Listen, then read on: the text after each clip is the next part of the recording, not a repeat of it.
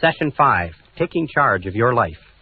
We said in the first series of modules that the starting point of all peak performance is self-esteem. It's how much you like yourself, how much you love yourself, how much you accept yourself as a valuable and worthwhile human being.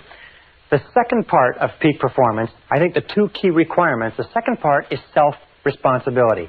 Self-esteem plus self-responsibility, each reinforcing themselves. And what self-responsibility says simply is that you are the architect of your own destiny, that you are the master of your own fate, that you are totally self-responsible, that everything that you are or ever will be is up to you and you alone. Now, you can believe in a higher power, as I do, and you can say that the higher power is responsible, but God helps those who help themselves. And for this earthly life, you're in charge of your life. You're in charge of what happens to you. If you don't like the way things are going, it's up to you to change it. But there's no way that you can ever give away responsibility. And this whole subject of responsibility is one that is very controversial.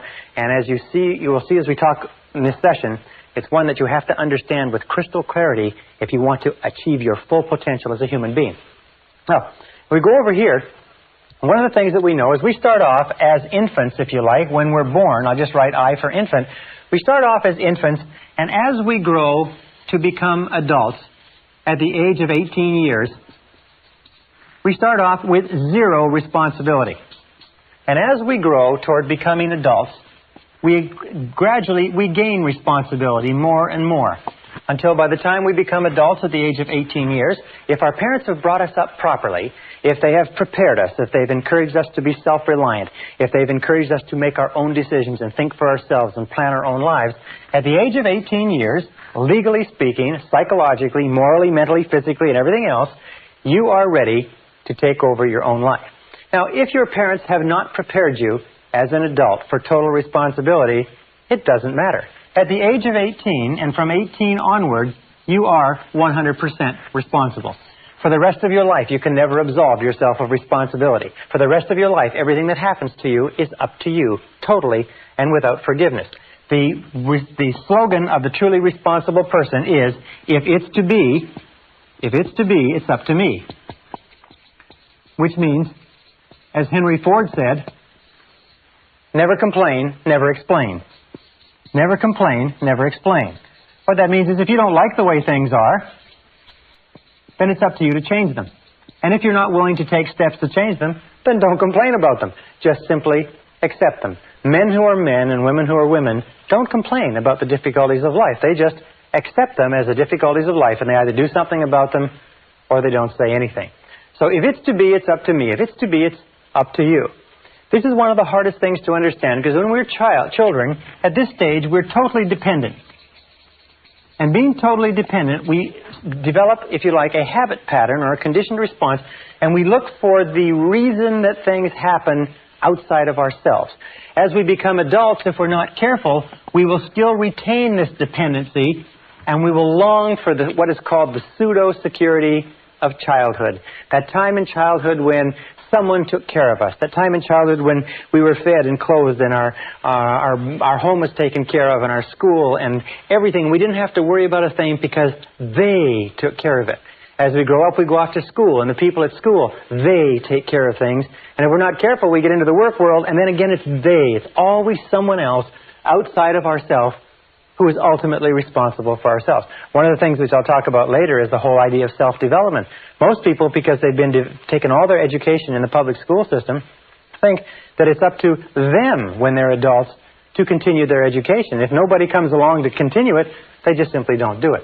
Now there's another point, and that's the difference between maturity and immaturity. And here's a very simple example. Imagine that this is the course of life, again from infancy to adulthood. And everybody reaches the stage, sooner or later, where they come to this great cliff and this great canyon. And this is the side of immaturity. This is the side of childhood. This is the side where we are dependent upon others and where we look to others for our answers and our solutions. We look outside of ourselves. At this point, we come to the edge of this canyon. At the edge of this canyon, we look across into the land of maturity, the land of adulthood. And each one of us has to make a decision to jump in one great leap from being a child to being an adult. Now, sometimes this is forced on us. Sometimes it happens in an evolutionary way. But sooner or later, we have to make the decision to accept the fact that we're in charge of our own lives, we're the architects of our own destinies, and then get on with it. What do most people do? Unfortunately, what most people do is they turn back at this point. They slip into marriages where somebody will take care of them. They take jobs where they expect their bosses to take care of them and so on. Or they just simply avoid responsibility by looking for the cause of everything that happens to them in other people and other circumstances. It's their bills, it's their health, it's the way their parents treated them and so on. They're not really responsible. On the other hand, sometimes they decide to take a little responsibility but not too much, which is the equivalent of trying to leap over a canyon in 2 jumps. And where the vast majority of people end up, unfortunately, is in the valley. And this is the valley of excuses. The great majority of people spend their whole life in the valley of excuses, making excuses rather than making progress. There's an old saying that says the disease of excusitis, which is the habit of making excuses to excuse away our failures and our inadequacies, is fatal to success. The habit of making excuses is fatal to your success. So the question you have to ask yourself when we talk about responsibility is, what excuses do you use not to move ahead? There was a very famous story by Tolstoy, where Tolstoy and his brothers would play, and they had a game. And the game was that out in the garden there would be a box, and in the box was the answer to all the riddles of life. And you could find the box under a certain bush as long as you didn't think about a big white rabbit. As long as you kept your mind clear of that big white rabbit and you didn't think about the rabbit, you could find the answer to all the mysteries of life. Well, of course, nobody ever found the box, or nobody ever found the answer to the mysteries of life, because they couldn't stop thinking of the big white rabbit. The question you have to ask yourself is, what is your big white rabbit? What is it that you think of? What is the excuse that looms into your mind whenever you think of something that you could do or have or be? A new job, a new challenge, an opportunity, changing something in your life that you're not happy with. What is the white rabbit? What is the excuse that pops into your mind? You say, well, I can't do that because. Or another thing is, yes, but. I'd like to, but. There's always a reason. I'm too young, I'm too old. I'm too tall, I'm too short. I don't have enough education, I've got too much education. It's the wrong time, it's the wrong place, and so on. What is your white rabbit? What is it that sticks in the back of your mind that causes you to make excuses, that causes you to hang back from taking responsibility, that keeps you in the land of childhood, immaturity, and irresponsibility? Very, very important question to ask. Now, when we talk about responsibility, we talk about something else. It's simply this, is that the acceptance of responsibility is not optional. Many of us like to think that, well, I'll take a little responsibility here, I'll take a little responsibility there. No, the acceptance of responsibility is not optional. From the time you become 18 years old, you are 100% responsible. You have no choice in the matter. As a matter of fact, there are very few things in life over which you have no choice, but you have no choice in this. It is mandatory. It is mandatory if you wish to fulfill your potential, if you wish to become everything you're capable of becoming, you must take full responsibility for bringing about the circumstances, for making the changes, for making the hard decisions necessary. If you take the word responsibility, you can break it into 2 words, response and ability. And one of the things which I've learned as I've studied history is that all of life is a series of challenges, difficulties, problems, setbacks, obstacles to face. And the difference between the winners and losers in life is not the difference in problems, because everybody has problems. And most people, and many people, have more and bigger problems than you or I could ever dream of. The difference in life, the difference between winners and losers, is the responses to the problems.